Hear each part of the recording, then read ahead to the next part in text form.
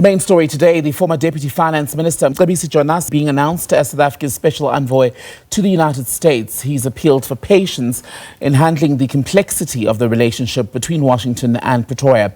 Let's get the view now of Dr Kingsley Makhubela, who's a risk analyst and former diplomat himself. A very good evening to you, sir. Thank you for your time on Full View tonight. So I think it's worth taking a step back at this point and clarifying, right, the difference between Mcebisi Jonas's appointment by the president in this instance, as a special envoy and an ambassador, which is what Ibrahim Rasool was.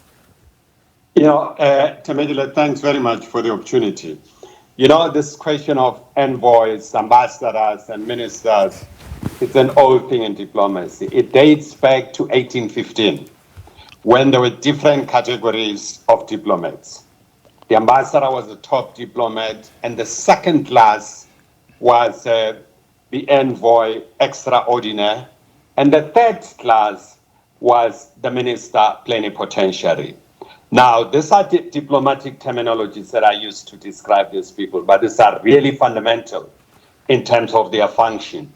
In terms of diplomatic practice, Temegile, it has become common that heads of state will now and then send individual as envoys.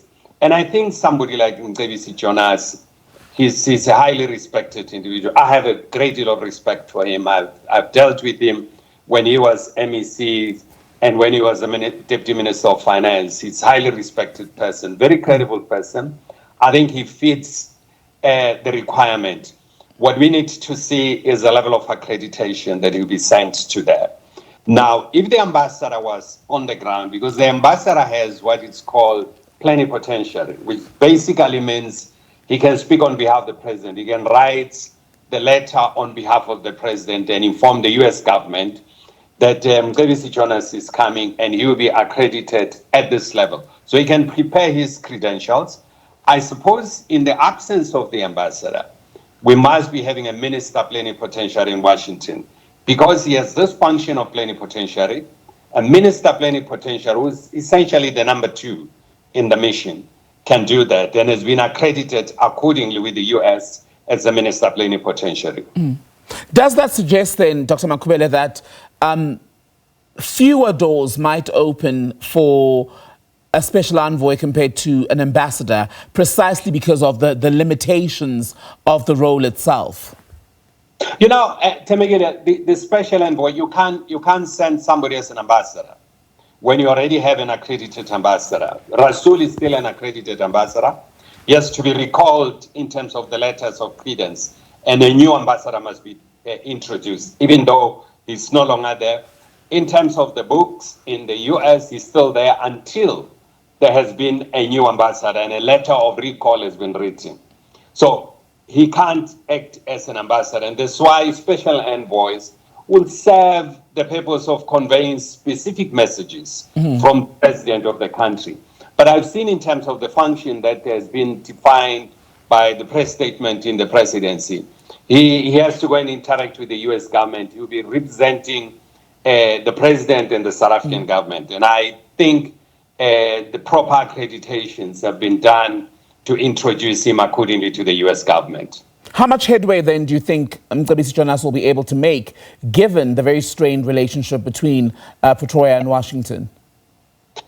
Patching of diplomatic feud, Temegile, are not insurmountable. We've seen it around the world. I mean, if you look at the Vienna Convention, there are good examples where there's been tensions between countries. But with proper interventions, we've managed to resolve. They managed to resolve some of these challenges.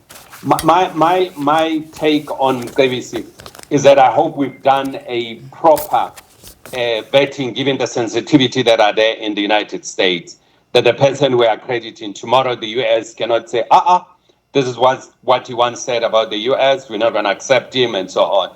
And I hope we clear those kind of hurdles, given the sensitivity that we know the Americans attach to themselves. Which brings me to my next question of how likely is he going to have to tread? Because, as you're saying, he's going to face quite a degree of scrutiny from Washington, given everything that's unfolded since the inauguration of Trump in January.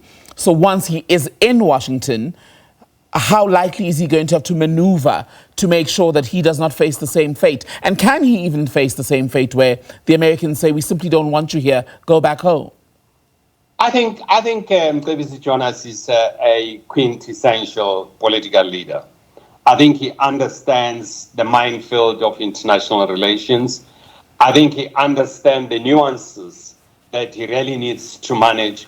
And I think he understands the sensitivities that the Americans really are attached to any form of description. And I think he's I know he's a very, very matured leader who will be able to navigate the challenges in the state. And I think he would better represent the country, I must say. And I think he will articulate the views and the aspiration of all of us in South Africa.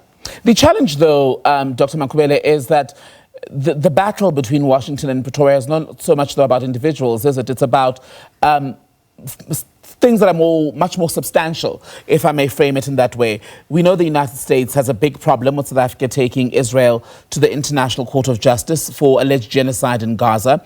They also are not big fans of South Africa's perceived closeness with Iran. There is also the issue of these false claims of land confiscation and a white genocide. So on those issues, what message will he take that, for example, an ambassador or even the International Relations Department and the president have not been able to communicate sufficiently in the last 3 months or so? You know, Temegile, there are differences of policy differences between the United States and South Africa. These are not new issues. They've been there even before Rasul. They've been there for many years. They've been there during Mandela's time. When President Mandela first visited the United States, there was pressure for him to distance himself from Gaddafi, Castro, and Arafat. So these are known differences in terms of policies. The problem that we need to manage and we need to deal with is the level of respect that is shown to the head of state, which is a problem that I think Rasul had. But I know Mcebisi won't have those kind of challenges in terms of interfacing with the US government. He will respectfully differ with them on policy issues, and he'll be able to articulate South African policy stance, and there will be an agreement. That's why part of foreign policy, Tembegile, it's coexistence, that we have differences, but there are areas, potential areas for further cooperation that he would focus on them. I don't think he's going to go there to go and discuss the differences. He will discuss what are the opportunities that exist between the two countries. How do we take this relationship on shared values forward, not on differences.